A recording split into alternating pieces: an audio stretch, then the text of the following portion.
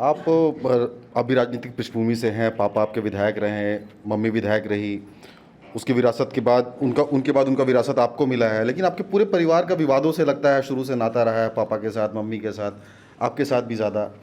क्या लगता है आपको ऐसा?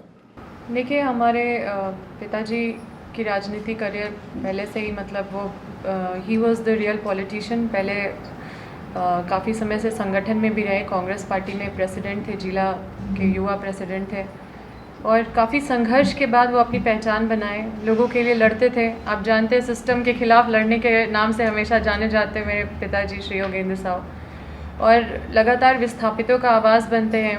क्षेत्र में अगर आप जाएंगे तो उनको बहुत लोग मानते हैं, भले क्योंकि कुछ ऑफिसर्स उनसे नाराज़ ज़रूर होंगे, क्योंकि वो हमेशा अपने लोगों के लिए, क्षेत्र की जनता के लिए, वो कभी ये नहीं सोचते थे कि अधिकारी को हम अच्छे से, मतलब वो अगर गलत किया है तो हम उसे अच्छे से बात करें। तो वो पब्लिक को बहुत इम्पोर्टेंस दिए हैं, उनके लिए कितना भी रिस्क लेना पड़ा है तो लिए हैं, और इसी वजह से कहीं ना कहीं उनको कभी कंपनी टारगेट करती थी, कभी अधिकारी टारगेट करते थे, और हमेशा यही टारगेट के शिकार होते गए। उसके बाद मेरी माँ को मौका मिला, जब उनको चुनाव से दूर करने का कोशिश किया गया तो मेरी माँ भी, श्रीमती निर्मला देवी जो पूर्व विधायक रह चुकी हैं, वो भी विस्थापितों का लड़ाई लड़ने के लिए, क्योंकि आप जाके अगर देखेंगे वहाँ पे तो आप पाएंगे वहाँ पे किस तरह का अन्याय वहाँ पे किसान वर्ग के लोगों के साथ हो रहा है। किसान का जो प्रोफेशन है उसको मारा जा रहा है। किसान तो कुछ भी उपज करके वो कुछ पैसा, 2 पैसा कमा लेते थे अपने खेती कुछ करके। 4 फसला ज़मीन है वहाँ पे, मतलब ऊपर रिच फर्टाइल सॉइल है और नीचे कोयला है। तो उस तरह के किसान एक्सपेक्ट करते हैं कि जब हम अपना जो पुश्तैनी ज़मीन अगर हम दे रहे हैं तो हमको कम से कम उचित मुआवजा मिलना चाहिए। हमारे जो 4 बच्चे हैं या 3 बच्चे हैं वो लोग सेटल हो जाए, हमारा कुछ जीवन भर का कुछ रोज़ी रोटी का एक समाधान निकल जाए। लेकिन हम ये महसूस किए हैं कि विस्थापितों के साथ न्याय कभी नहीं हो पाता है, कभी उचित मुआवजा नहीं मिलता है, और उनको ना मतलब एनटीपीसी तो सीधा बोलती है कि हम नौकरी नहीं देते, हमारा पॉलिसी नहीं है। तो उन लोगों का दर्द समझने के लिए उन लोगों के बीच जाने का ज़रूरत है जो हम लोग समझते हैं, और उनके लिए लड़ना एक बहुत बड़ा, मतलब एक बहुत बड़ा संघर्ष है जो हम लोग कर रहे हैं, जिसकी वजह से आप लगातार देख रहे होंगे कि 50 केस मेरे माता पिता पे किए गए, और उन्होंने किसी का कुछ नहीं बिगाड़ा, ना ही किसी से कुछ कोई ऐसा इंडिविजुअल आदमी ये कंप्लेन करे कि उन्होंने मेरा बिगाड़ा। वो हमेशा जनता के खातिर लड़े हैं, अधिकारियों के अगेंस्ट ज़्यादा रहे हैं, कंपनी के अगेंस्ट रहे हैं, और आप जानते हैं कि ये लोग पावर को ज़्यादा कवर करके रखते हैं, और हमेशा टारगेट में मेरे पिताजी, मेरी माताजी रही, और जिसके वजह से काफ़ी तरह के हम लोगों को चीज़ों का सामना करना पड़ा, बहुत संघर्ष करना पड़ा। और मैं पहले तो संघर्ष के रूप में देखती थी, लेकिन जब मैं राजनीति में आई तब मुझे समझ में आया कि ये कितना बड़ा संघर्ष है, और इसकी लड़ाई मतलब अकेले करना बहुत संभव नहीं है, लेकिन मेरे पिताजी इसको अकेले लड़ रहे थे। यूँ तो पार्टी के स्तर पर महिला सशक्तिकरण की बात होती है, आपके नज़र में पार्टी में महिलाओं की भागीदारी पर्याप्त है या और कुछ मिलना चाहिए महिलाओं को? देखिए, हम अभी भी बोलेंगे कि महिलाएं हमारे पार्टी में जितनी भी है, आप देख लीजिए, सब एक से बढ़कर एक हैं। बहुत अच्छी ऑरेटर है, अपनी बातों को बहुत अच्छे तरीके से रखती है, उनके बातों में वजन होता है और लोग उनको सुनते हैं, और मुझे लगता है कि बिल्कुल भागीदारी मिलनी चाहिए, और पार्टी भी इस बात को समझती है, और हम लोग लगातार पार्टी में भी इस बात को हमेशा कहते रहते हैं। और देखिए, दीपिका दी को भी मतलब, और अभी बहुत सारे, अभी हम लोग नए नए भी हैं, फर्स्ट टाइमर भी हैं, इस वजह से हो सकता है कि हम लोग को सीखने का मौका दिया जा रहा है, और यही मेन कारण है, क्योंकि हम लोग भी खुश हैं इस बात से कि हम लोग को टाइम दिया जा रहा है, हम लोग अपने क्षेत्र में काम कर रहे हैं, हम लोग का अनुभव एज अ विधायक जो अनुभव है वो एक ग्राउंड रियलिटी को देख रहे हैं, या फिर विधानसभा में चीज़ों को सीख रहे हैं, तो आगे जो भी जिम्मेदारी मिलेगी तो और भी बेहतर करने का मौका मिलेगा। वर्तमान सरकार से आपकी क्या अपेक्षाएं हैं? जैसे कि जो सवाल आप विधानसभा के अंदर उठाती हैं या बाहर संघर्ष कर रही हैं, जिसको आप बता रही हैं, तो बहुत सारी चीज़ें ऐसी हैं जो सरकार के स्तर से ही होनी है, तो इस सरकार से आपकी क्या अपेक्षा है?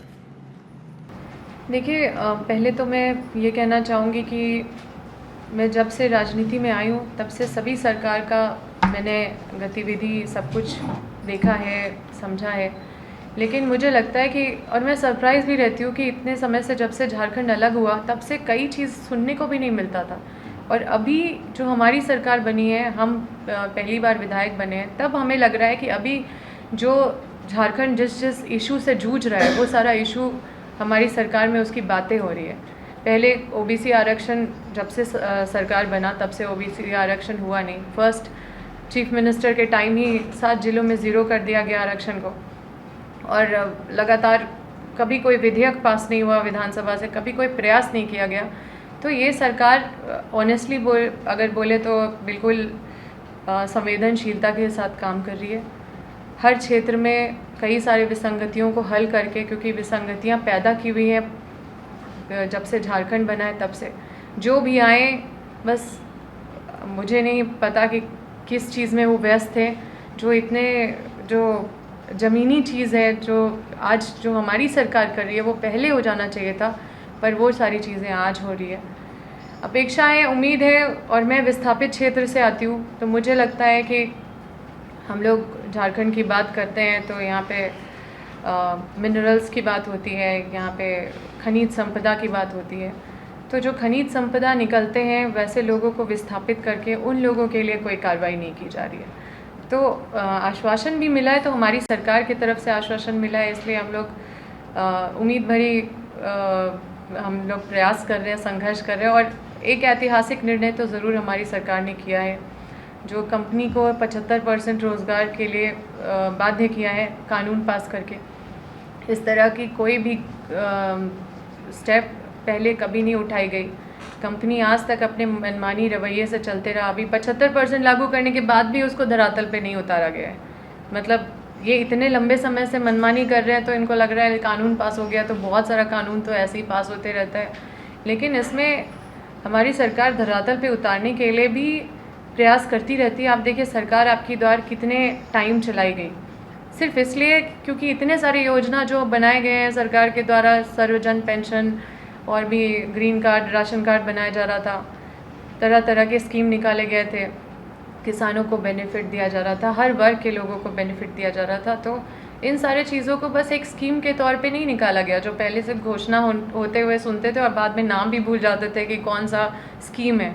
आज अगर बीजेपी के लोग से भी पूछिएगा कि कौन सा स्कीम था तुम्हारे टाइम में, तो वो सोचेंगे 2 मिनट के लिए कि कौन कौन सा स्कीम था। लेकिन हम लोग इतना इन्वॉल्व हुए हैं इन सब चीज़ों में कि हमें लगता है कि आम इंसान हमारी योजनाओं को मुंह पे बता देगा कि ये योजना है, ये योजना है।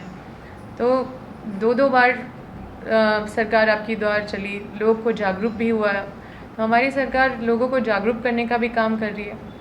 और मैं क्योंकि सरकार में इसलिए बड़ाई नहीं कर रही हूँ, ये मैंने महसूस किया है। और इन सब चीज़ का अभाव था पहले। हम पहले लोगों को बता नहीं पाते थे कुछ। जब चुनाव में घूमते थे तो लोग बोलते थे हमारे पेंशनियाँ कहाँ हो, हमारे पेंशन कहाँ हो। तो हम सोचते थे कि हम वीडियो से बात करते थे तो वो बोलते थे अलॉटमेंट नहीं आए अभी अलॉटमेंट आने में टाइम लगेगा मैडम। और तब तक तो लगता था कि वो मतलब जिस हालत में उनको देखते थे ये सब जवाब देने का हिम्मत नहीं होता था। तो निश्चित रूप से काम तो सरकार कर रही है। बहुत सारा चैलेंजेस है और चैलेंजेस से घिरा हुआ ये पूरा समय भी रहा है, चाहे वो आपदा बोले या फिर सुखाड़ बोले। कई तरह के इस तरह के जो हम लोग प्रेडिक्ट नहीं किए थे, ऐसे सिचुएशन को हम लोग सामना कर रहे हैं। अभी भी सुखाड़ का सामना कर रहे हैं। पिछले बार भी सुखाड़ की जो स्थिति बन गई थी उसमें भी उसको काबू करने के लिए या फिर लोगों को कंपनसेट करने के लिए लोगों को कंपनसेशन प्रोवाइड किया गया। और अगर आप देखें तो 2018-19 का आप देख लें तो उस समय भी सुखाड़ था, लेकिन कोई भी इस तरह का कदम नहीं उठाया गया। सुखाड़ में किसी को राहत नहीं दिया गया किसानों को। इस तरह के कई ऐसे उदाहरण हैं। अगर आप तुलना कर लें तो ये संवेदनशीलता को दर्शाता है। अगर सरकार सबको पेंशन देना चाह रही है तो ये संवेदनशीलता को दर्शाता है कि वैसे गरीब लोग को हम देख नहीं सकते कि वो बिना पेंशन के वो रहे। सामाजिक सुरक्षा पे हमारी सरकार ध्यान दे रही है। पेंशन जो कर्मचारी है उनको ओल्ड पेंशन प्रोवाइड करा रही है। ये सब सरकार के लिए आसान नहीं है, बहुत बड़ी चुनौती है, लेकिन फिर भी सरकार कर रही है क्योंकि ये संवेदनशीलता को मतलब ये साफ साफ संवेदनशीलता दिखाता है सरकार का। आप देखिए केंद्र सरकार से आपदा में कितना राहत मांगा गया था राज्य सरकार की तरफ से, लेकिन किसी तरह का कोई राहत नहीं दिया गया, कोई भी आपदा में नहीं, सुखाड़ में भी नहीं, जबकि सारा वेरीफाइड करके वेरिफिकेशन के साथ सारा रिपोर्ट भेजा गया था कि इतना ये स्थिति है, इतना सुखाड़ है, हम लोग को इतना सहयोग चाहिए, लेकिन कुछ भी ध्यान नहीं दिया गया। अभी प्रधानमंत्री आवास 2 साल से किसी का अलॉटमेंट नहीं हो रहा है, 2 साल से। वही आसपास के राज्य को देख लीजिए, हर जगह लोगों को आवास मिल रहा है। क्या झारखंड के लोगों को, गरीब लोगों को छत नहीं चाहिए? ये उदाहरण है, हम ऐसे कई सारे उदाहरण दे सकते हैं। सारा जितना भी स्कीम जो केंद्र सरकार का है, अगर रियलिटी आप देखें तो आप जाके देखिएगा धरातल पे, तब आपको समझ में आएगा कि इनका संवेदनशीलता का लेवल क्या है। हजारीबाग में संसदीय चुनाव में आपके दावेदारी की चर्चा है, कितनी तैयार हैं आप? देखिए, हजारीबाग की बेटी हूँ, लोग चर्चा करते हैं, लोग बोलते भी हैं कि चुनाव लड़िए, हम लोग साथ देंगे। बहुत सारे लोग बोलते हैं और मुझे लगता है हम हर दिन सुनते हैं ये सब। क्षेत्र में जाते हैं, अगर हजारीबाग के कोई कार्यक्रम में इनविटेशन मिलता है तो लोग मुझे उसी नज़र से देखते हैं, जबकि मैं इस इंटेंशन से नहीं जाती हूँ। मैं जाती हूँ क्योंकि हजारीबाग मेरा अपना है, हम स्कूल कॉलेज सब वहीं से करें, तो एक अलग ही लगाव है मेरा उस ज़िले से। और अब देखिए आगे क्या होता है, भविष्य हम तो कभी सोचे नहीं थे विधायक बनेंगे, विधायक बन गए और अभी हम कुछ सोचे नहीं है, इस तरह का कोई प्लान नहीं बना है। लेकिन लोग आते हैं, बहुत लोग आते हैं हजारीबाग के अलग अलग विधानसभा से अपनी समस्याओं को लेके। सबके प्रति हम सेम टाइप, जिस तरह से हम अपने क्षेत्र के लोगों का समस्या हल करते हैं, उस तरह से कहीं से भी लोग आते हैं तो हम उनकी समस्या हल करते हैं। इसलिए लोग का एक्सपेक्टेशन उस लेवल का हो गया है, तो अब ये पार्टी डिसाइड करेगी। ये जो डबल इंजन की सरकार बोला जाता है कि डबल इंजन की सरकार बहुत अच्छी चल रही है, तो मैं आपको यही कहना चाहूँगी कि अगर आप दूसरे कंपनी का अगर इंजन लगा देंगे तो क्या गाड़ी नहीं चलती है?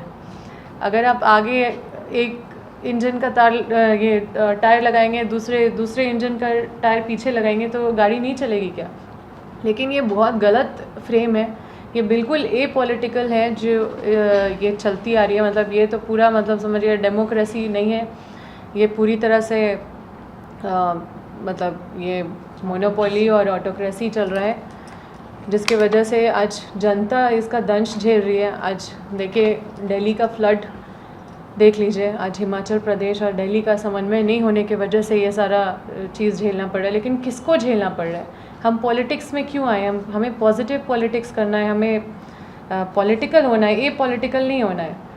तो बस इन सब चीज़ों पे हमारा खामियां हैं, जो हम लोग ज़रूरी नहीं है कि मतलब दोनों, मतलब जो लोकसभा में जितने भी सांसद जाते हैं वहाँ पे बात रखते हैं, तो देखिएगा सिर्फ एक आदमी की मन की बात होती है, क्योंकि सरकार तो एक पार्टी को वोट दे के बनाया गया है।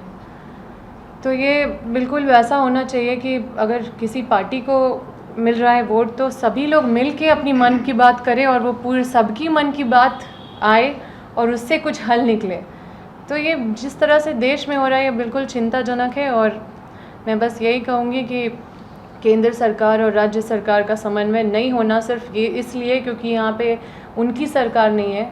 जैसे झारखंड में भी आपदा के समय पैसा ना मिलना या किसी भी तरह का कोई असिस्टेंस नहीं मिलना, जब जो ज़रूरत है, रिक्वायरमेंट है यहाँ पे आम लोगों का या फिर जन हित के लिए जो चीज़ ज़रूरी है, वो चीज़ केंद्र सरकार के द्वारा बिल्कुल इग्नोर कर देना, बिल्कुल संवेदनशीलता नहीं दिखाना, तो ये सारा चीज़ काफ़ी दुखदाई है। और ये सोचते हैं कि लोगों के बीच में एक भ्रम फैलाएंगे कि क्योंकि डबल इंजन की सरकार नहीं है इस वजह से ये हो रही है। तो इस पे मैं यही कहना चाहती हूँ कि हम लोग जो पॉलिटिक्स में आए हैं, तो हम लोग जो पहले देखते थे पॉलिटिक्स का लेवल जो था, पुराने जो हमारे लीडर्स थे, जिस तरह से डिबेट करते थे, जो डिबेट का स्तर था, जिस तरह से क्रिटिसाइज़ करते थे, क्रिटिसिज्म का स्तर था, लोग सुनते थे, चिल्लाते नहीं थे, तो अभी वो धीरे धीरे डेटोरिएट करते हुए हम लोगों ने देखा है। और हम लोग काफ़ी आशान्वित भी हैं कि आगे चीज़ें ठीक होंगी, हम लोग प्रयास कर रहे हैं। प्रभातखबर.com,